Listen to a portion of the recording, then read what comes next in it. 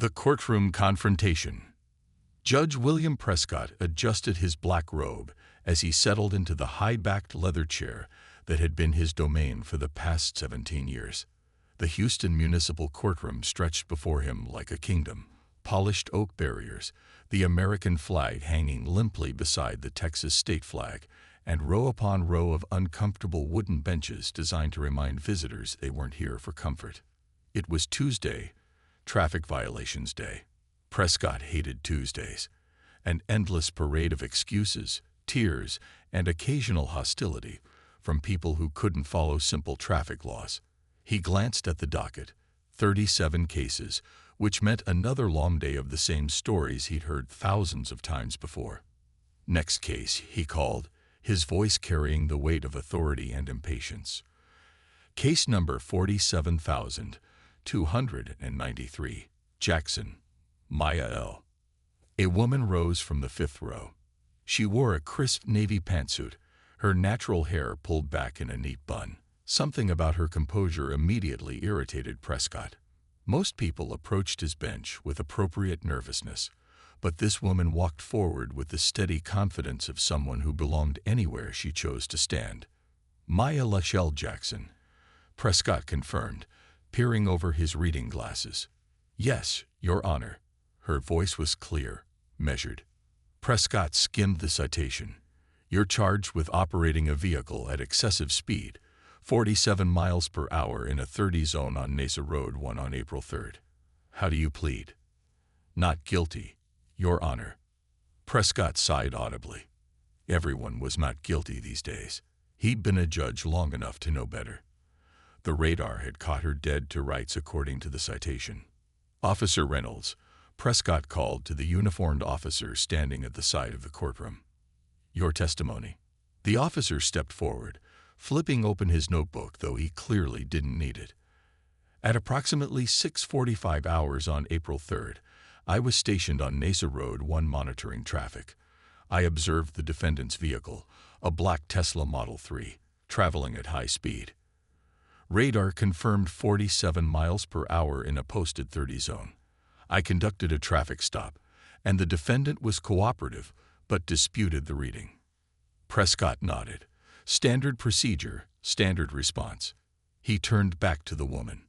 Ms. Jackson, do you have anything to add? Dr. Jackson, she corrected politely. And yes, I do. The speed limit on that stretch of NASA Road 1 was changed 3 weeks ago to 45 miles per hour. There was construction in the area for 6 months, which reduced the speed limit temporarily to 30. The construction was completed, and the regular speed limit was restored. I was traveling at 47 in a 45 zone, which is within reasonable variance. Prescott raised an eyebrow. Most people stammered through excuses about emergencies or broken speedometers. This woman was claiming the law itself was wrong. Officer Reynolds. Prescott turned to the policeman. Reynolds shuffled uncomfortably. The sign clearly stated 30 miles per hour, Your Honor. May I submit evidence? Dr. Jackson asked, holding up her phone. I've taken the liberty of photographing the current signage as of yesterday, as well as pulling the Public Works Department notice about the speed limit change. Prescott waved his hand dismissively. This isn't a major criminal trial, Ms. Dr. Jackson. We don't have time for elaborate evidence presentations in traffic court. I understand, Your Honor, but if I may, it would take less than 30 seconds to confirm that I was not in violation of the current posted limit. Her persistence was grating. Prescott had seen this before. Educated people who thought their degrees made them immune to the same rules that governed everyone else. Dr. Jackson, what exactly is your doctorate in? He asked, a slight edge to his voice. Astrophysics, Your Honor, with specializations in orbital mechanics and exoplanetary atmospheres. A ripple of whispers spread through the courtroom. Prescott felt a flicker of surprise, but pressed on. And that expertise somehow extends to traffic regulations. A ghost of a smile crossed her face. No, Your Honor, but it does extend to being precise about measurements and aware of my surroundings. The speed limit changed on March 12th. I drive that road daily on my commute to Johnson Space Center, where I work. Another murmur swept through the courtroom, louder this time. Prescott tapped his gavel once. Johnson Space Center, he repeated. You work for NASA? Yes, Your Honor. I'm an astronaut and mission specialist. I'm currently preparing for a 6-month deployment to the International Space Station, launching next month. The courtroom fell silent. Even Officer Reynolds looked taken aback. Prescott felt something shift in the air of his kingdom, a disturbance in the familiar power dynamics. An astronaut, Prescott said flatly, removing his reading glasses. He studied her more carefully now. She didn't fit his mental image of an astronaut. Not the crew-cut military men of his youth, nor the rugged explorers of popular imagination. Yet there was something in her steady gaze, in the way she held herself, that suddenly seemed to fill the room. Yes, Your Honor. I've completed 2 previous missions to the ISS and 1 lunar orbital mission as part of the Artemis program. Prescott found himself momentarily at a loss for words, a rare occurrence in his courtroom. The bailiff slid a note onto his bench, a quick internet search confirmation on his tablet showing Dr. Maya Jackson's NASA profile, complete with official portrait in a spacesuit. Recovering, Prescott cleared his throat.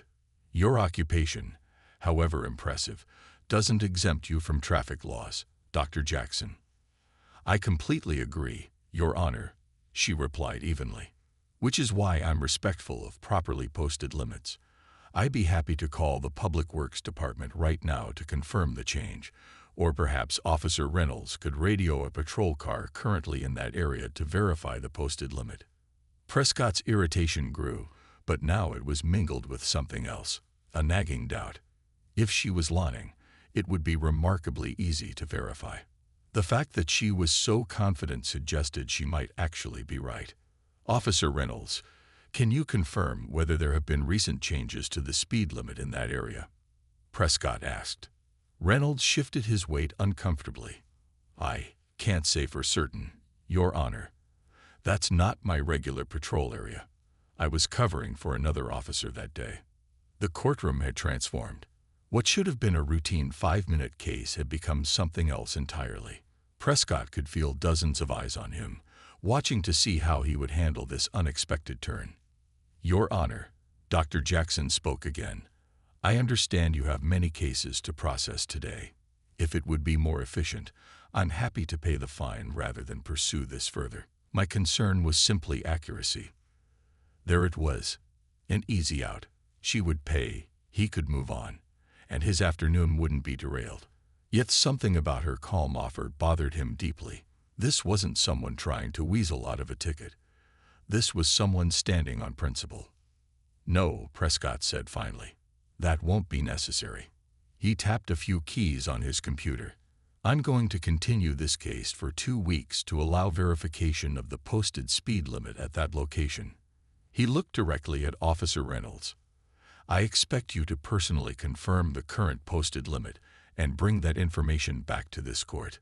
Reynolds nodded stiffly. Yes, Your Honor. Prescott turned back to Dr. Jackson. You'll need to return on. He checked his calendar. May 3rd at 9 a.m. I'll be in space, Your Honor, she replied without a hint of sarcasm. We launch on April 29th. I could have a NASA representative appear on my behalf, or we could address this before my departure. Prescott felt the eyes of the courtroom on him. He had been a judge long enough to know when a moment mattered, when the routine business of justice occasionally intersected with something larger. Officer Reynolds, he said, would you be able to verify this information by the end of today? Reynolds straightened. Yes, Your Honor. I can drive out there myself after court. Good. Dr. Jackson, can you return at 4 p.m. today? Yes, Your Honor. Then we'll reconvene at 4. Case continued. He tapped his gavel once, sharply. As Dr. Jackson turned to leave, Prescott noticed something on the back of her jacket, a small patch with the NASA logo and Artemis mission insignia. He'd seen it in the news, humanity's return to the moon. And this woman standing in his traffic court was part of that. The next case was called, but Prescott found his thoughts lingering on Dr. Jackson. He had assumed. What exactly? That someone like her would be driving recklessly. That an educated black woman couldn't possibly be right about a traffic regulation when challenged by a police officer. He'd been a judge for 17 years. He prided himself on his fairness, his impartiality. But in those first moments, before he knew who she was, how had he judged her? The question stayed with him through the next dozen cases, even as he mechanically processed the parade of traffic violators before him. At 3:45 p.m., the courtroom was nearly empty when Officer Reynolds returned, looking distinctly uncomfortable. "Your Honor," he said quietly, approaching the bench. "I checked the speed limit on Mesa Road 1. Dr. Jackson was correct. The limit was changed back to 45 3 weeks ago after the construction ended. The temporary 30-mile-per-hour signs were supposed to be removed, but 2 were missed by the Highway Department. One of them was at the location where I clocked her." Prescott nodded slowly. "Thank you for your diligence, officer." At precisely 4 p.m., Dr. Maya Jackson walked back into the courtroom. She wore the same navy pantsuit, but now Prescott noticed the small pin on her label, the gold astronaut pin awarded only to those who had actually flown in space. "Dr. Jackson," Prescott began as she approached the bench, "Officer Reynolds has confirmed that the speed limit was indeed 45 miles per hour at the location in question. It appears there was an oversight in removing some temporary signage." He paused. "The case is dismissed." "Thank you, Your Honor," she said with a small nod. Prescott hesitated, then added, "And I apologize for the inconvenience." The words felt insufficient. "No apology necessary," she replied. "The system worked as it should." As she turned to leave, Prescott found himself speaking again.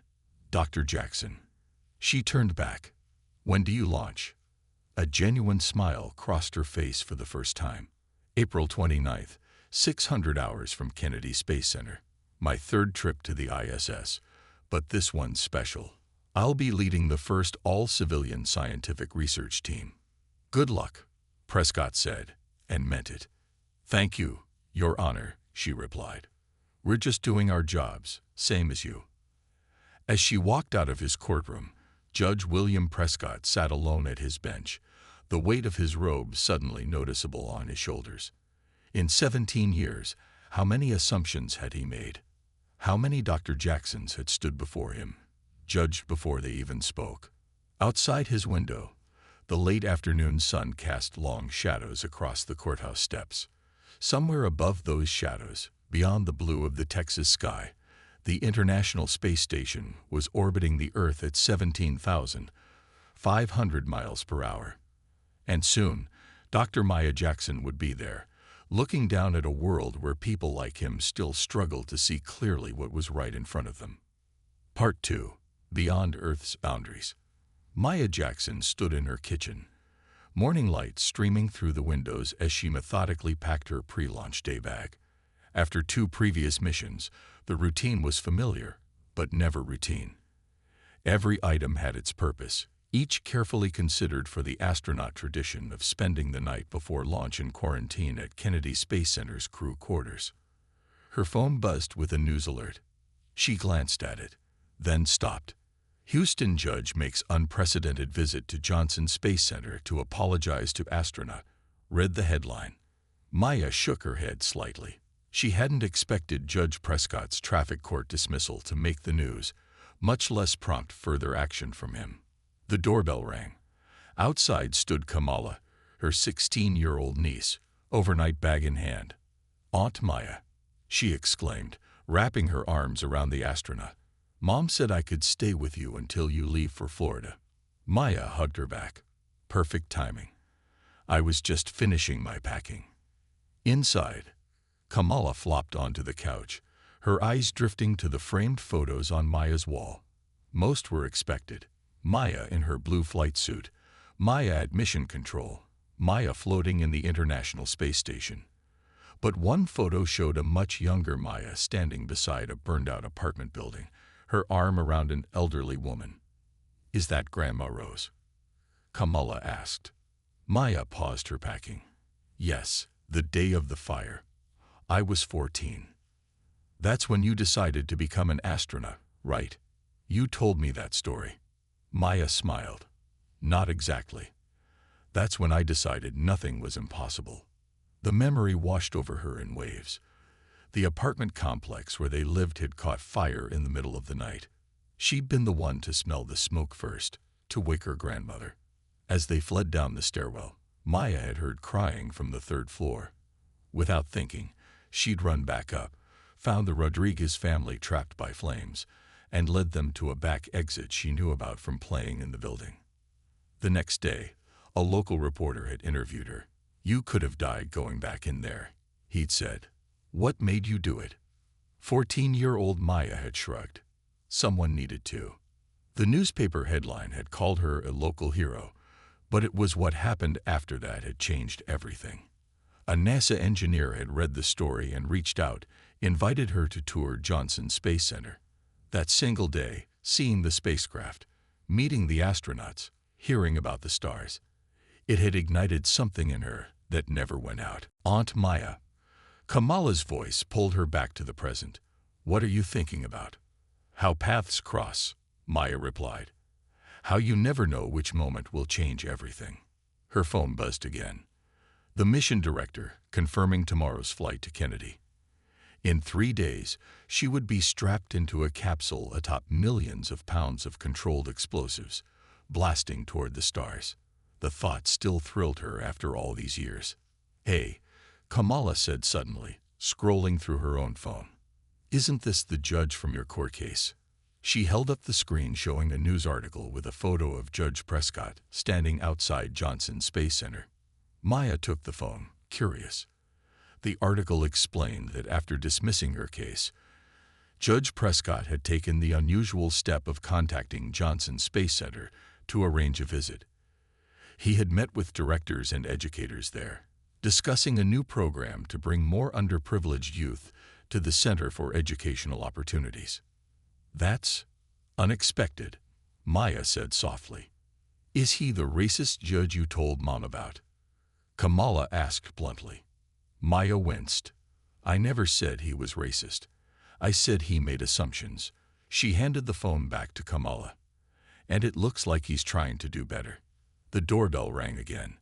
This time it was Darius, her mission specialist colleague, along with several other crew members who had decided to drive to Kennedy together rather than take the NASA transport. Ready for the stars, Commander?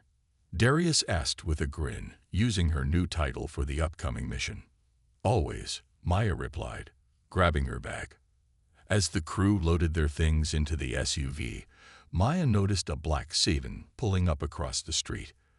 The driver's door opened, and to her astonishment, Judge William Prescott stepped out. He approached hesitantly, looking distinctly uncomfortable outside the realm of his courtroom. His suit was the same authoritative dark gray, but without his robes, he seemed smaller somehow. Dr. Jackson, he said with a nod as she walked over to meet him. I hope I'm not intruding. This is unexpected, Your Honor, Maya replied. Prescott shifted his weight. I saw the announcement about your launch. I wanted to. He paused, seeming to search for the right words. I wanted to wish you good luck in person. Maya studied him, noting the uncertainty in his eyes, so different from the dismissive judge who had first addressed her in court. I also wanted to apologize properly, he continued, not just for the ticket, but for how I treated you, before I knew who you were. Maya glanced back at her crew, who were watching with curious expressions. Kamala had joined them, her eyes wide as she recognized the judge from the news article. You know, Maya said carefully, NASA has allocated seats for the launch viewing. Special guests, educational representatives. She paused. Would you like to come see the launch? Prescott looked genuinely startled. I couldn't possibly. It's not just a courtesy invitation, Maya interrupted. I read about your visit to Johnson Space Center, about the educational initiative you're discussing with them. Yes, Prescott nodded. It's still in the planning stages, but bring some of those kids, Maya said, Let them see what's possible. Something changed in Prescott's expression. A softening around the eyes, a lifting at the corners of his mouth. That would be remarkable. I'll have my NASA liaison contact you with the details. She extended her hand. Safe travels, Judge Prescott. He took her hand, his grip firm. Safe travels, Commander Jackson. As Maya climbed into the SUV with her crew, Kamala slid in beside her, buzzing with questions about the judge. Maya explained briefly, then turned her attention to the pre-launch checklist on her tablet, but her mind kept returning to the image of Judge Prescott standing awkwardly on her sidewalk, so far from the kingdom of his courtroom. 3 days later, Maya sat strapped into her commander's seat aboard the Resilience capsule, the countdown proceeding with methodical precision around her. Through her communication system, she could hear the launch director's calm voice guiding them through the final checks. Commander Jackson, systems check complete. You have a go for launch sequence.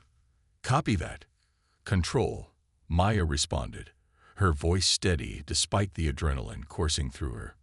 Resilience crew is go for launch. Outside the reinforced windows of the capsule, the early morning darkness was broken by the powerful floodlights illuminating the launch pad.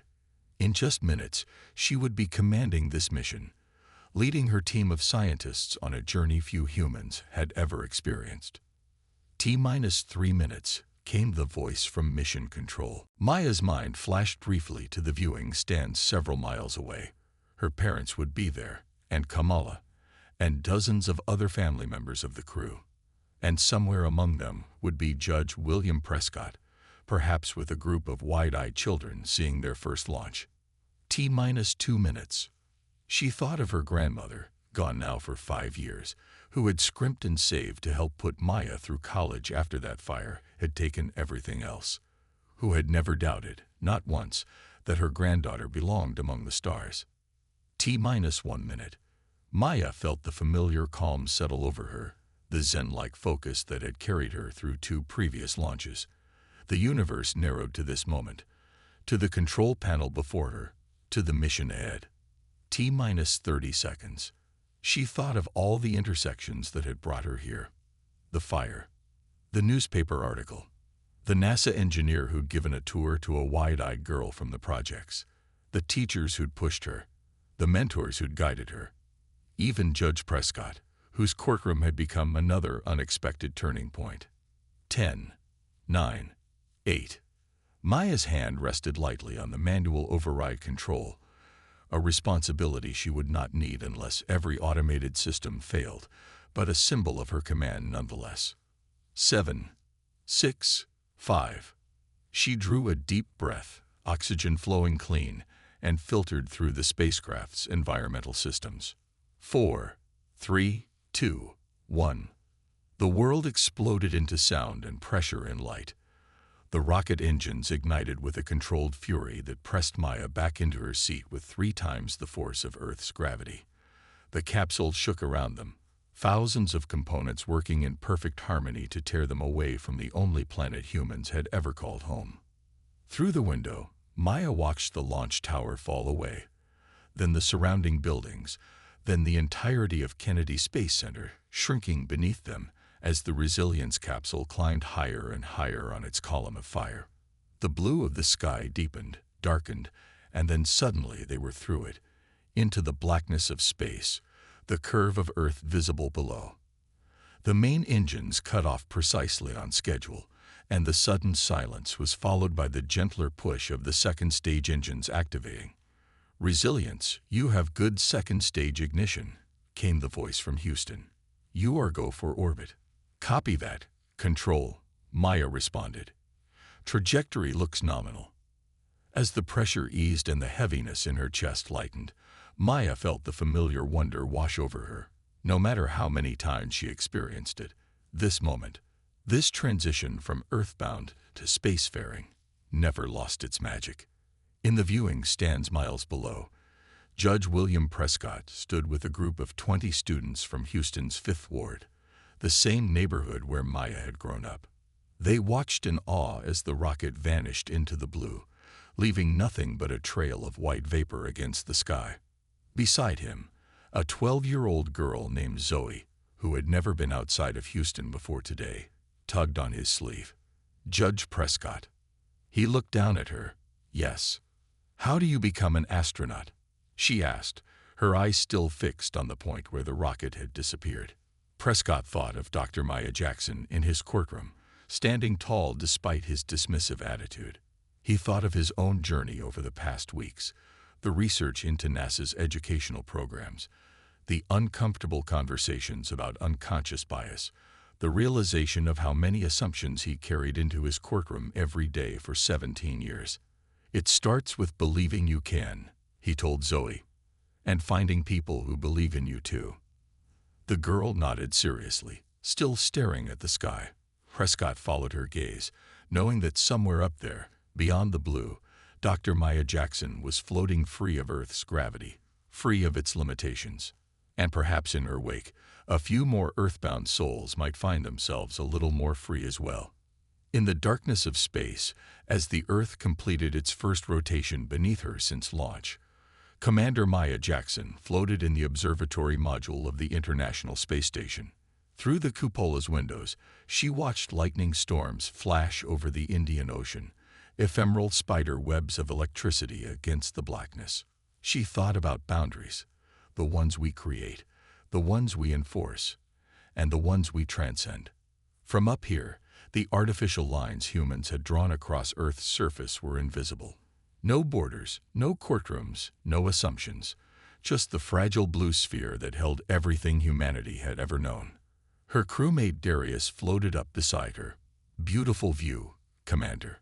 Always is, Maya replied. Houston says the educational broadcast is scheduled for next week. They mentioned some judge is bringing a whole class of kids to mission control for it. Maya smiled. Good. Friend of yours? She considered the question, watching a hurricane spin slowly over the Atlantic, awesome and terrifying from this godlike vantage point. Let's just say our paths crossed at the right moment, she said finally. For both of us.